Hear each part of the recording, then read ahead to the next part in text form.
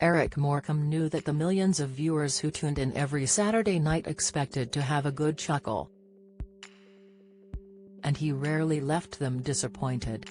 The funnier half of Morecambe and Wise would only have to step out from behind the tan-colored curtains to get people giggling, and he kept the gags coming right to the closing credits. But once the cameras stopped rolling, he could put away his one-liners and tomfoolery until the next show, right? Wrong, says his eldest son Gary, who remembers life in the Morecambe house as like living in one of Eric and Ernie's side-splitting sketches. It was constant, remembers Gary. He never stopped, he was always trying to make everyone laugh. From the beginning, Ernie very sensibly treated it like a 9-to-5, so when he left the studio he didn't think about work. But not my father. They said the same about Laurel and Hardy. Ali would go and play golf after work, but Stan was always thinking about the next laugh. Gary, 67, who was born just before Eric and Ernie hit the big time, says it was not until later that he realized it was not like that in every home.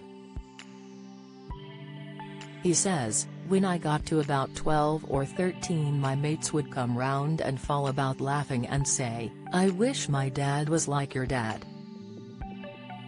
But you couldn't define the laughs because he didn't tell jokes, he just saw the world funny."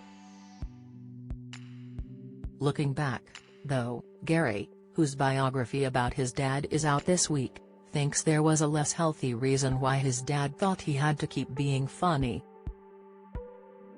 He says of Eric, who died 40 years ago next year, "He was always kind of on, and it was so he kept going. He once told me that if he switched off he might never want to switch on again." That pressure was probably why he felt he couldn't retire, because he didn't know really how you did that. Britain's best-loved comedian died suddenly at 58 after collapsing from a heart attack, his third in 16 years, after walking off stage in May 1984. Writer and producer Gary says he decided to write a definitive biography of his father's life after his mother Joan and elder sister Gail, 70, agreed to share their memories. The siblings also have younger brother Stephen, 53, adopted aged 4. Gary says, "I wanted to do something that other writers couldn't do, because they weren't there. I've read all the biographies and my heart always sinks. Some of them are lovely books, but it's just not how it really happened. I wanted to do something from inside the family, and as soon as my sister agreed, that was the green light." Many of her memories were different to mine, because she had a different relationship with our father. Mine was very much around football and comedy, but with Gail it was just her and Dad. The showbiz side was almost irrelevant. And my mother is now 96 and I wanted her to have the chance to speak. Eric and Ernie were still honing their act and struggling to make a living when Gary came along in 1956. They hit the big time 5 years later with ITV series 2 of a Kind, before the first Morecambe and Wise show on the BBC in 1968. Gary says he became an Eric Morecambe fan aged 5, when he started primary school and discovered everyone else knew who his dad was. Gary adds, "My father kind of became the creation that he made. When I was very little he was still a young dad trying to make a good living, but when he became Eric Morecambe the superstar he became a diluted version of what you see on TV, something he hadn't been before, when he was at home." After the Morecambe and Wise show made Eric a superstar, he was at home, now in Harpenden, Hearts, a lot more than before. Gary recalls that in his late teens, his comic dad would often monopolize any visiting friends.